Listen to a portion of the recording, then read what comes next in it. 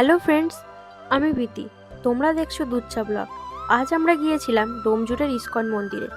আমি তো ভেবেছিলাম ডোমজুড় ইস্কন মানে হয়তো একটা মন্দির, কিন্তু গিয়ে দেখি ও মা, এটা তো একেবারে শান্তির মেশিন। ঢুকেই মনে হলো গুগলের সব নোটিফিকেশন বন্ধ, শুধু ঠাকুরের নাম আর মনের ভিতর ওয়াইফাই অন। প্রথমেই চোখে পড়ল রাধা মাধব। ওনারা এত সুন্দর, মনে হলো আমার ফোনও সেলফি তুলতে চায়। তারপর শুরু হলো কীর্তন, সকলে হরে কৃষ্ণ বলতে বলতে মেতে উঠেছে। তাই আমি বলি, একবার ঘুরে এসো ডোমজুড় ইস্কন মন্দিরে। মন ভালো না থাকলে ওখানেই রিসেট বাটনটা আছে। এবার আসা যাক মন্দিরের পরিবেশের সম্পর্কে। একেবারে এখানে এলেই মনটা যেন শান্ত হয়ে যায়। চারপাশে ভগবানের নাম, হারমোনিয়ামের সুর আর একদম পবিত্র একটা পরিবেশ। এই মন্দিরটা তৈরি হয়েছে প্রায় 2011 সালের দিকে।